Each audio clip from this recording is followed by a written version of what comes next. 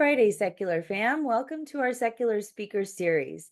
Be sure to put your name in the chat and be sure to switch the audience from hosts and panelists to everyone so we can all see it. This week, we had our first Logger with a Lawyer event, and it was a huge success. A big thanks to the Secular AZ board and staff and the good folks at the Yucca Tap Room for helping with a great event. And an even bigger thanks to attorneys Bob McWhorter and Diane Post for sharing their legal expertise and breaking down everything happening in the courts as our current president and his minions in the DOJ continue their slow coup against democracy. Be sure to stay tuned for our next event and feel free to share in the chat. Stay tuned for our next event because next week we have a really important programming note. We'll be gathering on this webinar at 11:30 next Friday, May 16th, 2025, instead of noon. So make a note of it because we'll be speaking with Catherine Stewart, author of Money, Lies, and God, Inside the Movement to Destroy American Democracy. I am currently reading this book and I cannot recommend it enough. So again, not 12 o'clock, but 11:30. And also, if you have a topic in mind for our next Logger with a Lawyer event, feel free to share that in the chat. But for today, we are speaking with Dr. Randall Balmer. Randall is a CNN contributor and is the John Phillips Professor in Religion at Dartmouth College. He is the author of 18 books, including Bad Faith, Race, and the Rise of the Religious Right, and Redeemer, The Life of Jimmy Carter. His second book, Mine Eyes Have Seen the Glory, a journey into the evangelical subculture in America, now in its 5th edition, was made into an award-winning 3-part documentary for PBS. Dr. Balmer was nominated for an Emmy for writing and hosting that series. He is a columnist for the Santa Fe New Mexican, and his commentaries on religion in America appear in newspapers across the country, including the LA Times, the Minneapolis Star Tribune, the Washington Post, the Des Moines Register, and the Chicago Tribune. His book, America's Best Idea, The Separation of Church and State, will be released this summer, and I am really looking forward to that release date. So I'm sure that Lindsay will be putting up some links there so we can get it from Changing Hands, our local bookstore here in Phoenix. Did I miss anything, Dr. Balmer, Oh, from no. your bio? No, that's fine. That's more than adequate. Thank you for the kind All right, well, I'm introduction. going to go ahead and hand it over to you. And like I said, I'll keep track if there are any questions in our chat. All right, good. And let's make sure that we got the technology right here. Is this correct? That's the one. Yep. Okay. Well, thank you everybody for joining us for this conversation, which I've called The Perils of Christian Nationalism. And I'm talking to you, by the way, from Hanover, New Hampshire, and the weather here is what you all came to Arizona to avoid. It's we've got our 3rd or 4th day of gloomy, wet weather, and so I envy you where you are at the moment. But let's talk about Christian nationalism. I'm going to begin with a quote from Donald Trump. You may have heard of him, who said during the campaign last year, religion and Christianity are the 2 biggest things missing from this country. That probably comes as a bit of a surprise to most of us, but that's exactly what he said on the campaign trail. So let's begin by asking, what is Christian nationalism? And I think my own definition, and I know other scholars have different definitions, is a Christian nationalist is somebody who believes in 2 of the 3 following proposition. The United States was founded as a Christian nation. The United States is a Christian nation. And finally, the United States should be a Christian nation. So you can imagine various combinations of this. But I think, one possibility was that it was not founded as a Christian nation, but has become over the years a Christian nation and should remain so. I think the most common is that the United States was founded as a Christian nation, but has lost its moorings somehow, descended into secularism, and must now return to being a Christian nation. So what does a Christian nation look like?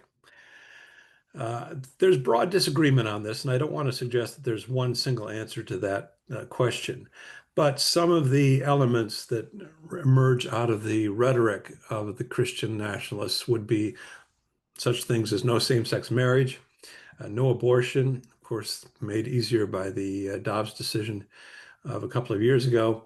Some Christian nationalists are calling for outlawing divorce.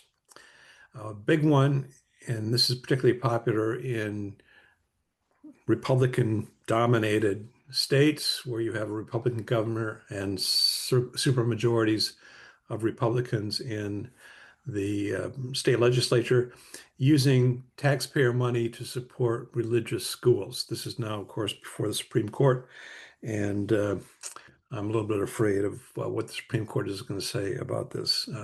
It used to be that this was a bright line in the notion of the separation of church and state, not to provide taxpayer money for religious education, but I'm afraid that taboo is being washed away. Some of the more radical Christian nationalists are known as Reconstructionists, also called theonomists. They are advocating a radical rewriting of civil and criminal codes in order to comport with biblical laws, or what they characterize as biblical laws. And when they're talking about that, they typically go to the book of Leviticus, or more generally into the Hebrew scriptures, to find things that they want to write out of or write into the law books. This would include death penalty for such offenses as idolatry, homosexuality, adultery, witchcraft, and blasphemy. And if you get into the readings of some of these Christian nationalists, it's really quite, they're quite specific about what they want to outlaw in their rewriting of civil and criminal codes. Well, who's propagating this? I think the real culprit here is a guy by the name of David Barton, who you probably have heard of, or some people have heard of. David Barton holds a bachelor's degree in religious education from Oral Roberts University. He went on to become a youth pastor in Texas, and then founder of a group called Wall Builders in Aledo, Texas. And you might think that Wall Builders has to do with the wall of separation between church and state.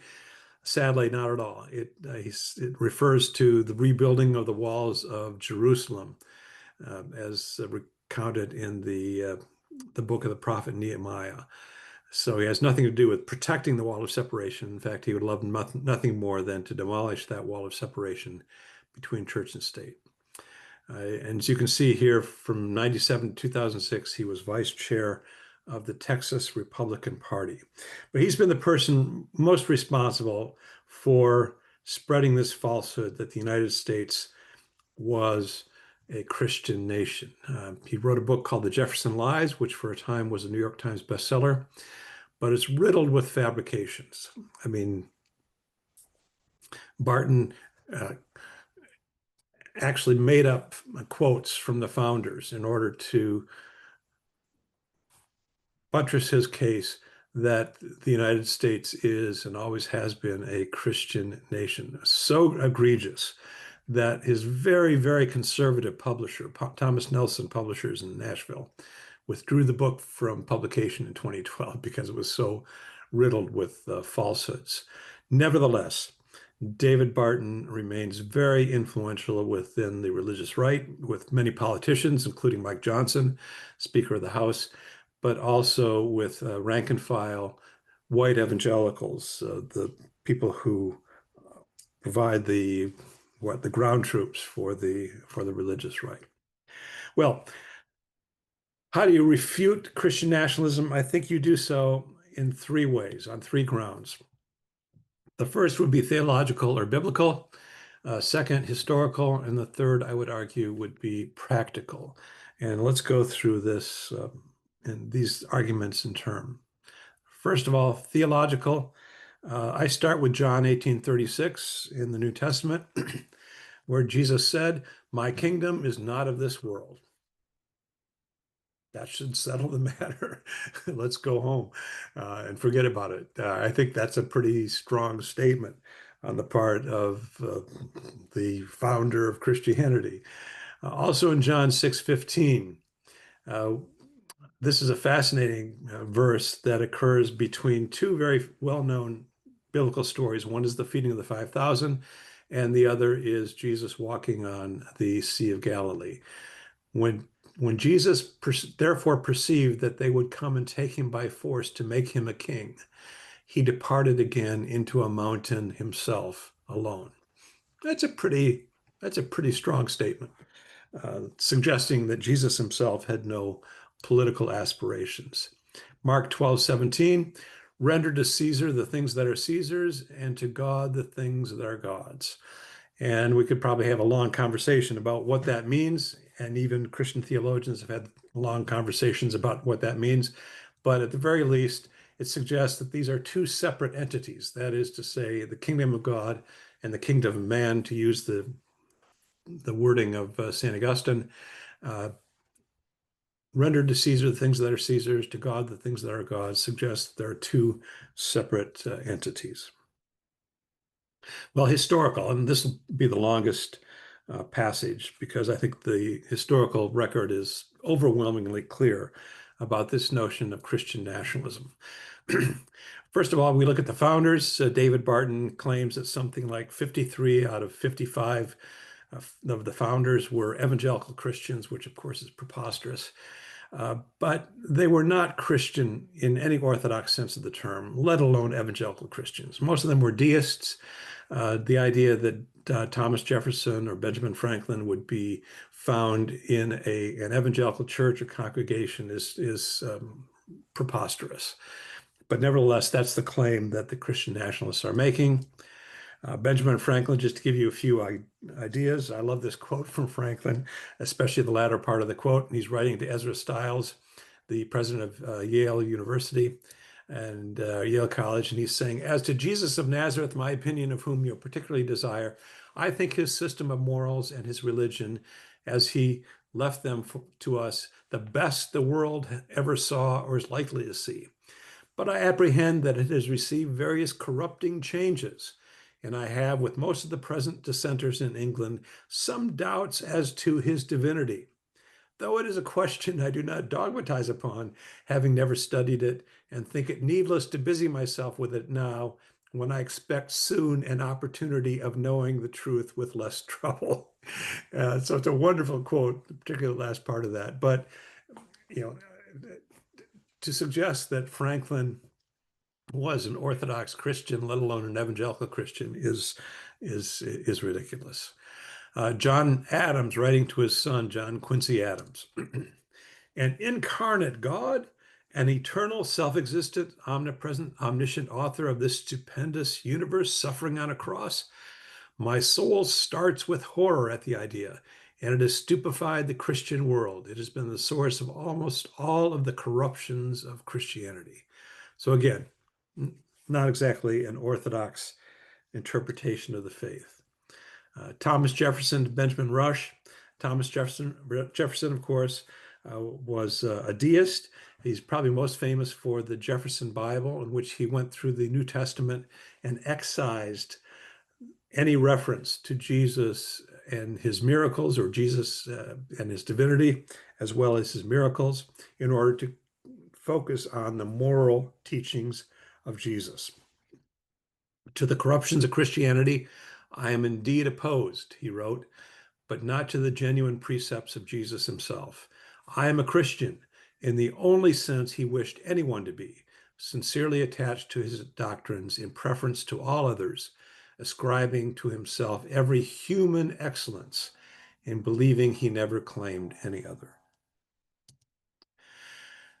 Possible exceptions to this, John Witherspoon was a Presbyterian minister, president of the College of New Jersey, now Princeton University, Benjamin Rush, a physician.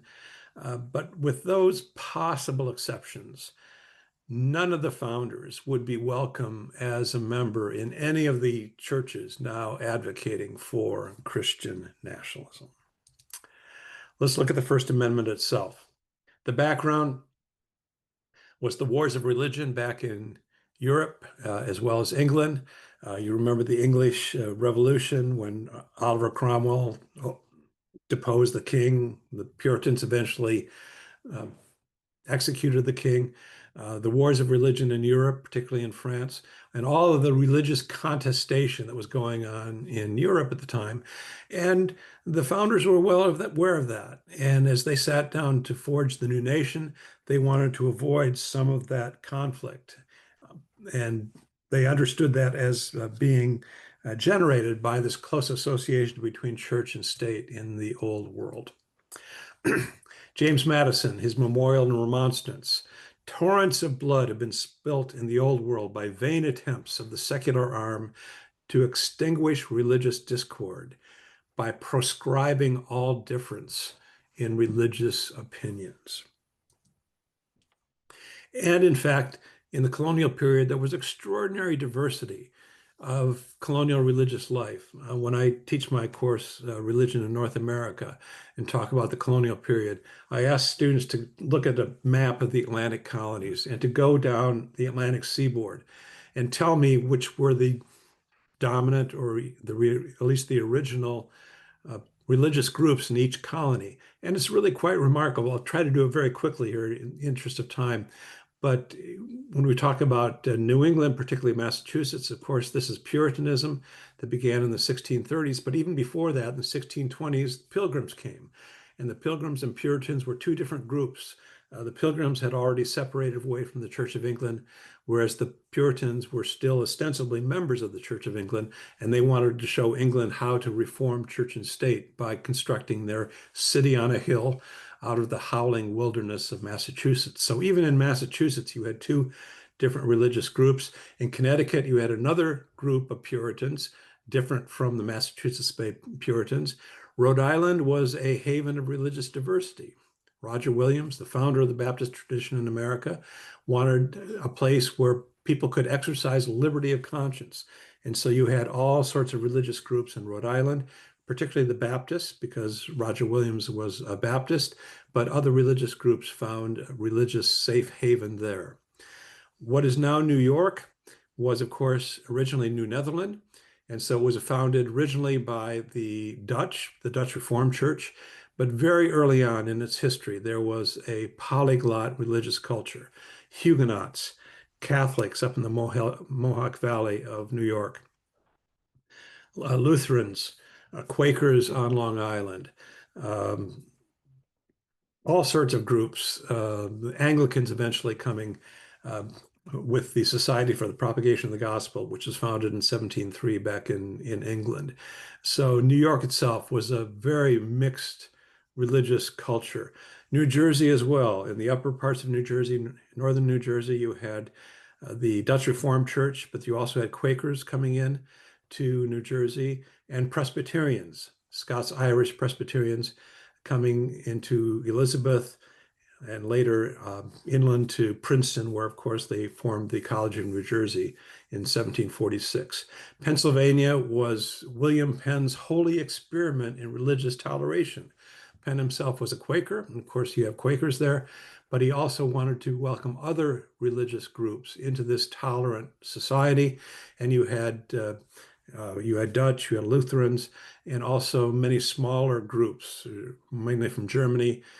You had the River Brethren, for example. You had Mennonites, Amish, and probably my favorite group, the Schwenkfelders, who found a place of religious toleration in New Jersey. Heading south from there, in Maryland, it was founded originally by English Catholics, although it was eventually overtaken by Puritans and eventually by the Anglicans in what is now Delaware, Swedish Lutherans.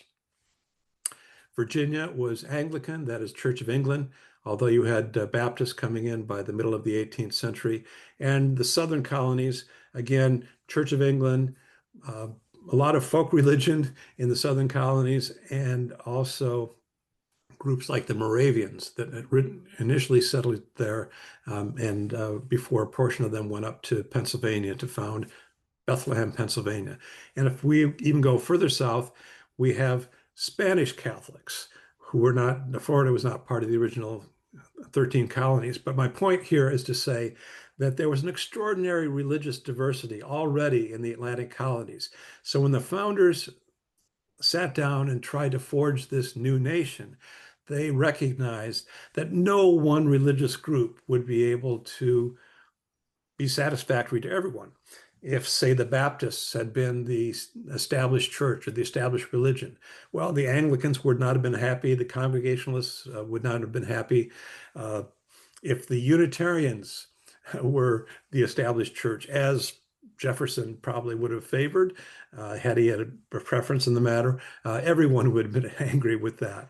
So it was a real puzzle for the founders to figure out how to accommodate this religious diversity.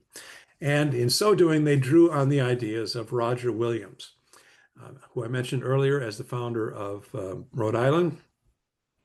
Williams was a graduate of Cambridge University. He came to the New World as a Puritan, eventually settled in Salem, Massachusetts, but he very quickly became suspicious of this close association between church and state that the Puritans were trying to forge in Massachusetts Bay. He began to speak out against that. He was hailed into court, convicted of, quote, diverse and dangerous new opinions, whereupon he was banished from the colony and he made his way in the wintertime to what is now Rhode Island, purchased land from the Narragansetts, and founded Providence Plantation, the early iteration of Rhode Island. He is also, beginning in 1639, the founder of the Baptist tradition in America. He was baptized by Ezekiel Holliman, and then in turn, Roger Williams baptized Holliman and 11 others, and that is the origins of the Baptist tradition in America. In 1644, he wrote a book, a treatise really, called The Bloody Tenet of Persecution, where he talked about church and state. When they have opened a gap in the hedge or wall of separation between the garden of the church and the wilderness of the world, God hath ever broke down the wall itself, removed the candlestick, and made his garden a wilderness, as it is this day. And I'm going to come back to that image a little bit later. But for the moment, I want to talk about this notion of a hedge or a wall of separation between church and state. And this was the metaphor, this was the understanding that was drafted into the First Amendment by James Madison, which of course was ratified in 1791. Congress shall make no law respecting the establishment of religion or prohibiting the free exercise thereof. And that, I think, as the title of my new book suggests, is, I think, America's great idea. So what David Barton and other Christian nationalists want to argue, or in fact they do argue, is that the Constitution itself says nothing about the separation of church and state. There's no language in the Constitution that calls for the separation of church and state. That is to say that the phrase separation of church and state does not appear. And this is one point I'm willing to concede to David Barton. He's absolutely right about that. It does not contain the phrase separation of church and state. Nevertheless, I think it's fair to ask, what did the founders themselves understand about the First Amendment? How did they interpret the First Amendment? This, after all, is the first generation. And let's remember that David Barton and a lot of people in his camp, particularly on the Supreme Court, talk about originalism. Here's an example of originalism. And it comes from a letter that was written by Thomas Jefferson on New Year's Day, 1802, to a group of Baptists in Danbury, Connecticut, who had written to Thomas Jefferson, the president, to ascertain his understanding of this notion of religious liberty and religious freedom. And Jefferson famously responded, "I contemplate with sovereign reverence that act of the whole American people, which declared that their legislature should, quote, and this is now quoting from the First Amendment, of course, make no law respecting an establishment of religion or prohibiting the free exercise thereof, end quote, thus building a wall of separation between church and state. Pretty clear how Thomas Jefferson, certainly one of the founders, understood the First Amendment, understood the relationship between church and state. Well, another historical example of how the founders understood the relationship between the church and state comes from the Treaty of Tripoli. The Treaty of Tripoli was negotiated toward the end of George Washington's administration, sent to Congress by John Adams with his endorsement, and on June 7th, 1797, it was read aloud and ratified unanimously by the United States Senate. Article 11 of the Treaty of Tripoli reads as follows: as the government of the United States of America is not in any sense founded on the Christian religion, as it has in itself no character of enemy against the laws, religion, or tranquility of Muslims, and as the said states have never entered into a war or act of hostility against any Islamic nation, it is declared by the parties that no pretext arising from religious opinions shall ever produce an interruption of the harmony existing between the two countries. And of course, the relevant passage there is the first line: as the government of the United States of America is not in any sense founded on the Christian religion. Again, pretty clear, ratified unanimously by the United States Senate on June 7th, 1797. Well, despite the historical evidence, there have been various attempts throughout American history to undermine the notion of the church, separation of church and state, various attacks on the First Amendment. The first major one occurred during the Civil War with a group called the National Reform Association. The issue was that when the Confederacy broke away from the Union, one of their criticisms of the Union and the Constitution was that the Constitution made no reference to dependence on Almighty God, made no reference to the United States being a Christian nation. And so the Confederate Constitution was very careful to add that language into the Confederate Constitution so that they could not be accused of being a non-Christian entity. In response to that, that is, in response to attacks from the Confederacy, the National Reform Association was founded in 1864 with many Protestant ministers signing on, and they wanted to amend the United States Constitution to reflect a dependence on God. The president of this group was a man named William Strong, who was a justice on the Pennsylvania Supreme Court. I say this because, you know, this was not a fringe group that was making these demands or making these claims. He was later appointed to the Supreme Court by Ulysses S. Grant in 1870. And here is the proposed amendment. Again, the first part of it is going to be the relevant part. The balance of the proposed amendment you'll recognize as being the existing amendment to the Constitution. We, the people of the United States, humbly acknowledging God as the source of all authority and power in civil government, and the Lord Jesus Christ as ruler among the nations, his revealed will as the supreme law of the land, in order to constitute a Christian government, and in order to form a more perfect union, establish justice, ensure domestic tranquility, provide for the common defense. Again, this is all the existing preamble of the Constitution, but the relevant part is the first part. Humbly acknowledging God as the source of all authority and power in civil government, the Lord Jesus Christ as the ruler among the nations, his revealed will as the supreme law of the land in order to constitute a Christian government. Well, what happens? They took their case to Abraham Lincoln, who wisely temporized. He said, in effect, let me think about this. The work of amending the Constitution should not be done hastily, he said. And, essentially he said, I'll get back to you. And there's no evidence they ever did.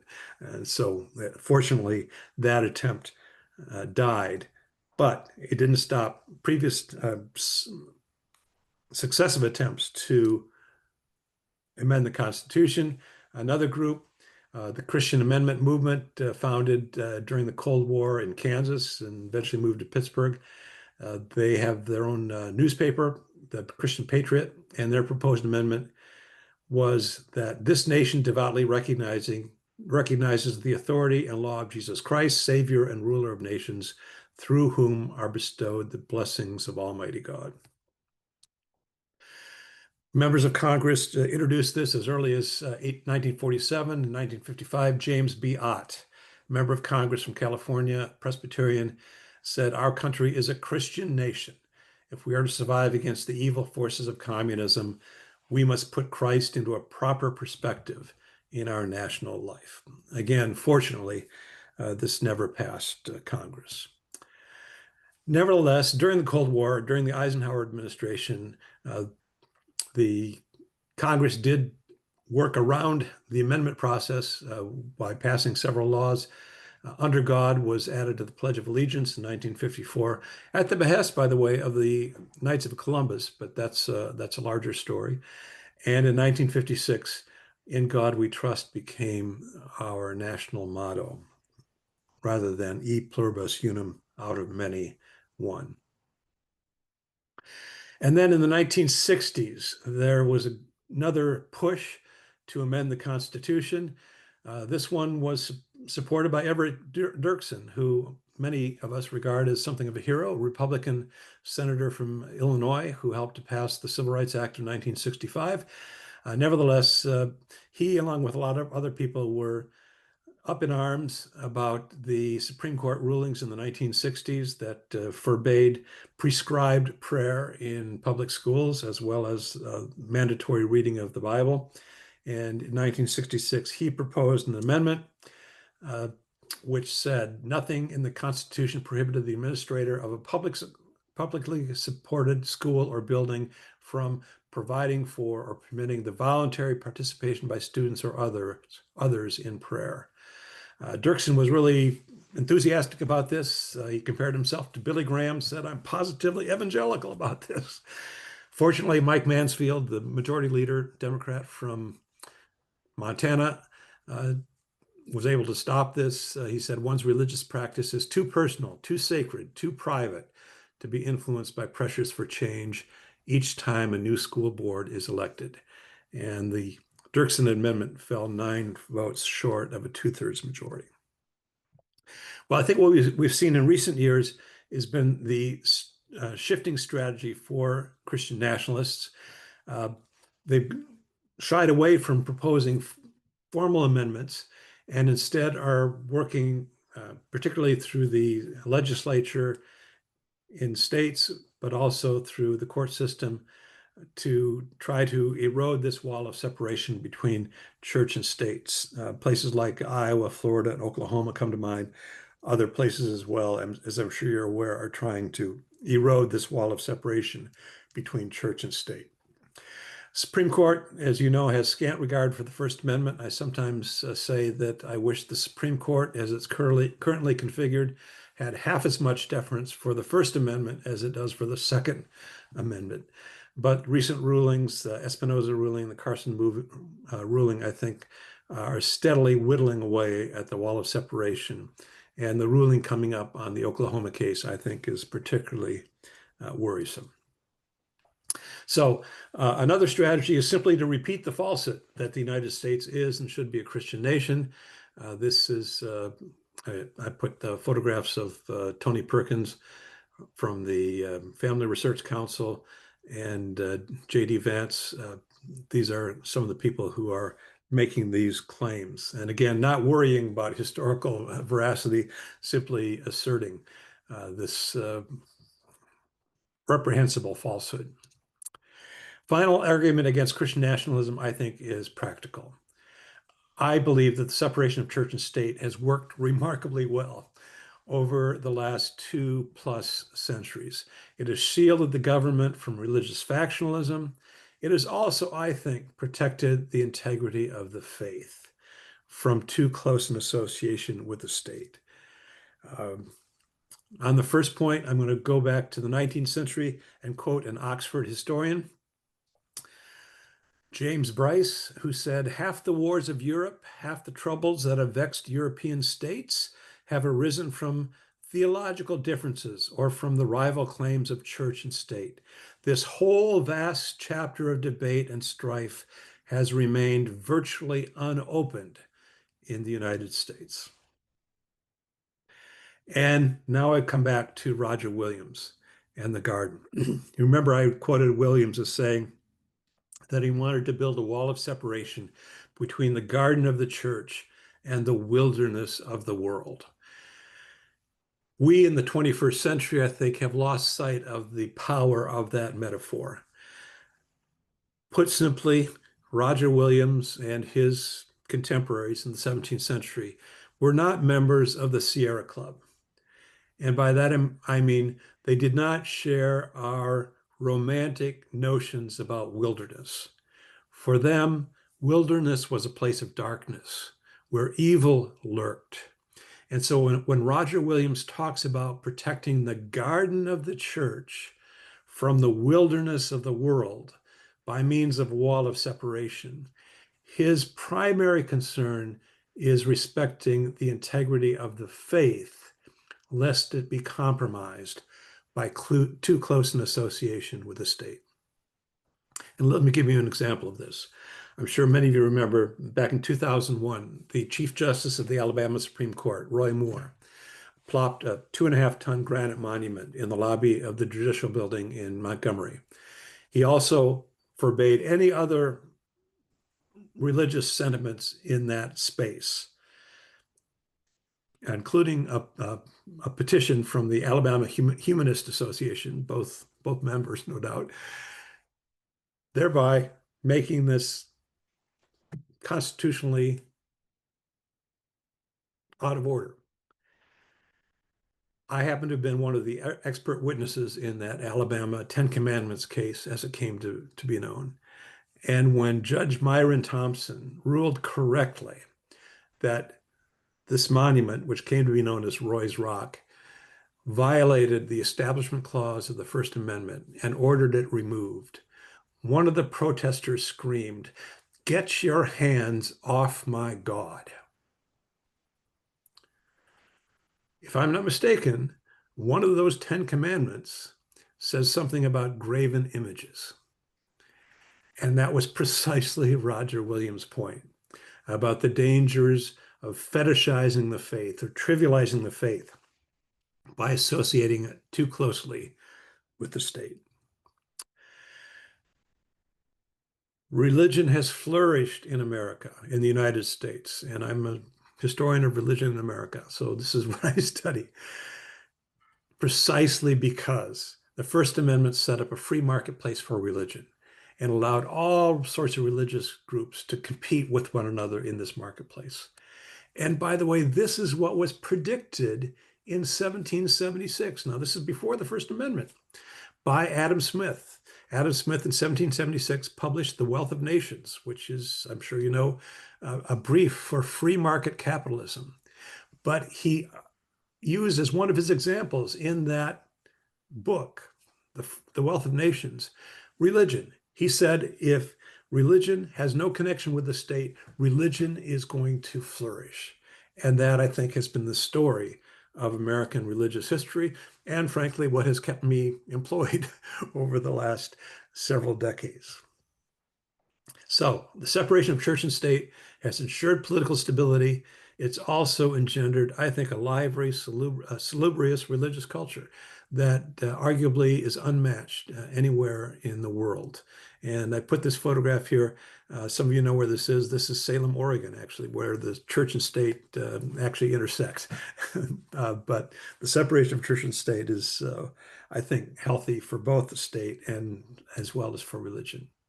Thomas Jefferson recognized that as early as 1808. He said, "We have solved by fair experiment the great and interesting question whether freedom of religion is compatible with order in government and obedience to the laws. And we have experienced the quiet as well as the comfort which results from leaving everyone to profess freely and openly those principles of religion, which are the inductions of his own reason and the serious convictions of his own inquiries." And I will end with one final note. And this is from Sandra Day O'Connor, an Arizonan, who, of course, served on the U.S. Supreme Court, appointed by Ronald Reagan, the first woman to serve on the Supreme Court. In her final opinion on church-state matters, Sandra Day O'Connor wrote, "Those who would renegotiate the boundaries between church and state must answer a difficult question. Why would we trade a system that has served us so well for one that has served others so poorly?" So I'm putting additional resources up there. My own book, if you don't mind my saying so, America's Best Idea, The Separation of Church and State. And there's a wonderful podcast that has been released by a man named Warren Throckmorton, along with his collaborator, Michael Coulter. They have published a book called Getting Jefferson Right, and they are, in particular, I've got some blur here, they in particular are refuting David Barton, and they go through it. They're devastating in their takedown of David Barton. But they also have a podcast called Telling Jefferson Lies, which is very much worth your while. And so I think I will leave it there. I've probably gone over my allotted time. I apologize for that, but I welcome your questions. No, and I appreciate that recommendation. So getting Jefferson right and telling Jefferson lies, and then of course your book, America's Best Idea: The Separation of Church and State. Thank you so much to Lindsay for putting up the links so folks can pre-order Dr. Balmer's book and check out the other two books by his colleagues. Warren Throckmorton is what I see. Is that correct? Warren Throckmorton. Throckmorton. Okay, got it. We do have a couple of questions here. Let's see. The first one, I feel like we probably already know the answer to this one, but perhaps you can elaborate. Oh, and you know what? We can probably go ahead and stop sharing your screen too, so folks can see your face. So the first question here, like I said, is probably one, it should be that little green button on the bottom. If like you click there you go, you got it. Perfect. Thank you. So is teaching religious dogma in schools a goal of Christian nationalism? Oh, I think it is. Yeah, I think it is. They have they talk about faith being taught in schools, and they have their own understanding, their own ideas about what it might be. And let me hasten to add, I don't think. Well, I think one of the things that is not appropriate is not to teach about religion. Now, teaching about religion is different from teaching religion, and I want to make that distinction. So, again, I think any account of American history, and I'm an American historian, you have to talk about religion. And in fact, I think that what's happened over the last half century is that school boards and school administrators have been so afraid of traversing this line of separation between church and state that they present American history without talking about religion. And I think it's really impossible. You can't do that. Yeah. Or that is to say that any version of American history without accounting for religion is going to be adumbrated by that omission.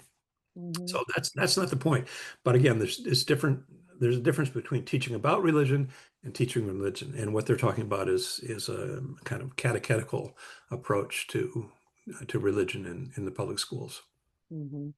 I was lucky enough, I guess, to have a humanities-based education during my high school years. And so with my own children, I sought out the same kind of education for them. And so they became pretty well-versed in world religions starting at a very young age. And And now, I mean, I guess I would classify both of them as either humanist or agnostic or atheist. I'm not really sure because it's not really also any of my business. So that's kind of the relationship that we've had with religion for most of our lives. Let's go ahead and learn as much as we can about it.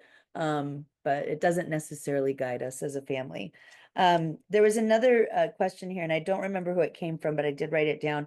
Basically, just kind of pointing out that obviously there were some indigenous religions being Yeah, sure. practiced. Yeah. So I just wonder, I mean, I think that you're obviously focused on the history of religion in America, but is there any crossover for indigenous faiths? And do you happen to know maybe how many at the time of the Oh, Pilgrims and the Puritans arriving, how many there were? Okay.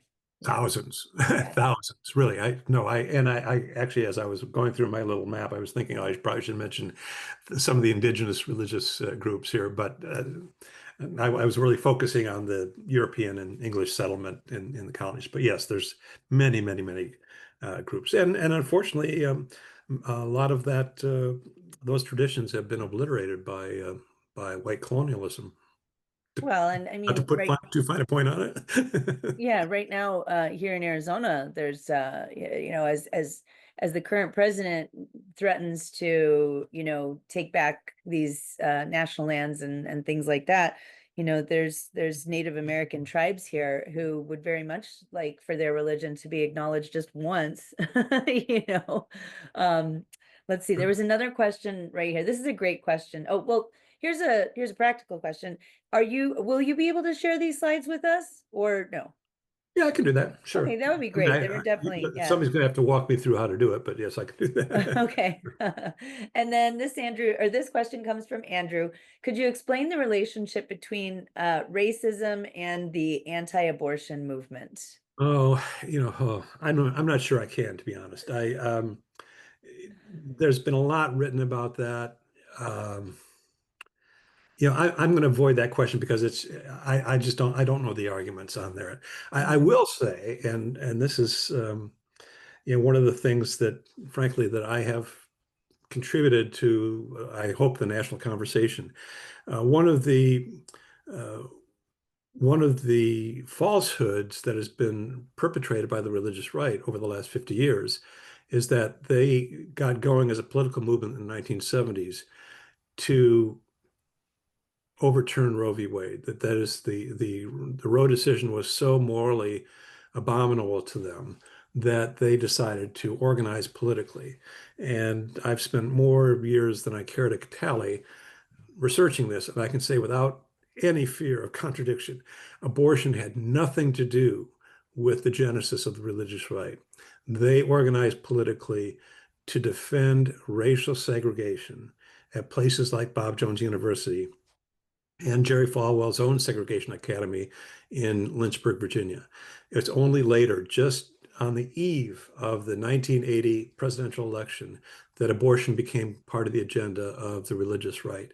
Uh, but I call this the abortion myth. The abortion myth is the fiction that white evangelicals became politically active in the 1970s in response to Roe v. Wade. Is simply not the case. They considered it a Catholic issue throughout the 1970s, and they really stumbled on the issue. That's a longer story, which I won't get into.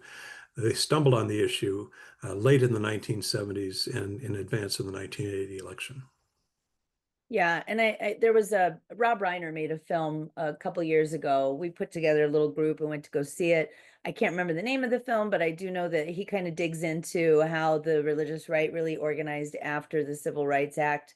There's a podcast called Nice White Parents Mhm. that kind of talks about how the privatization movement started from more the privatization kind of viewpoint than the religious right viewpoint, I guess. But there were a lot of factors that kind of helped to I guess, catalyze, is that the right word? To bring these Yeah. people together, to bring these folks together with a common cause, in a way that before they were just kind of off doing their own thing. So, Yeah. um, there's another question that came up here from James. Do you have a recommended book on US religious history? I bet you have a bunch. I bet you have a whole bunch. And probably first at the list should be his that's coming out here in July or so. So Yeah. that could be Well, number one on your list. And if you want to supplement us with your list, that would be great. well, I actually, and I should tell you that America's Best Idea is a very slim volume, so it's and intentionally so because I just wanted to hit the main argument. Um, yeah, it's funny. I actually just writing about this because I'm writing a review of of another book. Uh, the, the last real attempt to do a broad synthetic history of religion in America occurred way back in the 1970s by Sidney Alstrom. But I will say that my uh, that I, along with two colleagues, wrote a book called I'm looking at the title here, uh, "Religion in American Life: A Short History," and I think it's pretty good, frankly. And who was the author of that book again? Well, myself, but also John Butler Okay, and Grant Wacker, great. "Religion in American Life: A Short History." Excellent. Frankly, I use it as a textbook when I teach my religion in North America course. You know, one thing that you said that really, well, there was a lot going on here. I took a lot of notes. When I was in college, my undergrad, I minored in history, but still, every Friday, especially when we have folks like you come on, I learn so much. So there's a lot that I want to go on with. Um, oh gosh, let's see. Come on, Jeannie, you can do this. Um, I was just struck by what you said about how the separation has also allowed for religion to flourish Yeah, in a way that is like genuine to what the faith is. So could you elaborate on that a little bit? yeah. I mean, I don't make it a practice to assess what religions are genuine or authentic and which are not. But I study all of them, and one degree or another. And my point is simply that this free marketplace, where you don't have the state weighing in on which religion is the preferred religion, this has created an entrepreneurial environment, to use an economic metaphor. And throughout American history, you look at people like Mother Ann Lee and the Shakers, Joseph Smith and the Mormons, uh, Elijah Muhammad and the Nation of Islam, Mary Baker Eddy and Christian Science. I would even throw in Joel Osteen and the Lakewood Church in Houston. But these are all religious entrepreneurs. That is to say, they're competing in this marketplace for popular followings. And this has lent a populist cast to religion in America. And we can have a long debate about whether that's good or bad. I'm not sure it is a good thing, frankly, myself, but it has lent a vitality and a vibrancy to religion in America that you wouldn't have otherwise. Now, going back to the colonial period, and one of the things I might have said too is that when Virginia as a colony, was debating this, Patrick Henry, who was enormously popular, had proposed that Virginia designate Christianity as the state religion without saying Baptist or Presbyterian or whatever it might be. And that proposal was heading toward passage through the Virginia legislature. And this was the occasion for James Madison to write his famous memorial and remonstrance that said, no, we don't want to even be generic in our stipulation about what is the established or state religion. That is to say, Christianity. We want to just have government stay out of religion altogether, and that is, of course, what the course that the founders followed with the First Amendment. And again, I think uh, it's worked remarkably well. I'll give you one example of this religious profusion in America. The last time I checked, which frankly was now about 20 years ago, there's an encyclopedia of religious denominations in the United States. Last time I checked, there were 54 different denominations of Baptists in America. And that's all I think do. And we can debate whether that's good or bad. I think there are probably too many Baptists in America, but it's because of that First Amendment, I think. Yeah. Here comes a question from Gregory. Any ideas of what non-religious laymen can do to combat the current stream of this minority, this Christian minority, I guess, is deeply obtuse influence? So what can non-religious folks do to try to combat what's happening right now with Christian nationalism and its It, I, Yeah, I'm old enough and old-fashioned enough to believe that facts matter and that history matters. And so, I mean, and that's what I was trying to do in this book, this slim little volume. Do I have it here? I was going to hold it up. I guess I don't have it. It is to say, look, these are the facts. This is the history, and I think these claims have to be refuted by history and by facts. So I think that's the first step. But of course, organizing on the local level is awfully important. I think running for office is very important. Whether it's the local school board or state legislature, governor, senator, whatever it might be, that's important as well. Those are all important steps. And I wouldn't. I mean, I know, and I expect a lot of the people tuning in here feel the same as I do. It's easy to feel overwhelmed and defeated by the current political situation. And frankly, I fight with it daily. But I think even small acts of resistance are important. And it's the aggregate of those small acts that I think are going to bring change and, frankly, bring us back to some some some sense of sense um, in the midst of all this. Mhm. And again, I'm not sure if this is a question that you can answer, but how can we cultivate partnerships with religious communities so that they can also combat religious extremism? Do you have any talking points for religious leaders? Sure, I think the best target would be what some people call the mainline Protestants. I sometimes call it brand name Protestantism, that is Presbyterian, Lutheran, Episcopal, and so forth. And um, I think that those are probably the best and most willing conversation partners. But I would love to see a coalition of these folks getting together and saying, listen, this has got to stop. And uh, again, I talk about First Amendment being good for religion, and I know I'm the audience I'm speaking to here, but I should make it clear. I'm a person of faith. I'm actually an Episcopal priest, so I'm not trying to secularize America. I'm not trying to root religion out from America whatsoever. But I happen to believe that the separation of church and state, maintaining that wall of separation, is the best way to ensure the integrity of the faith. Mhm.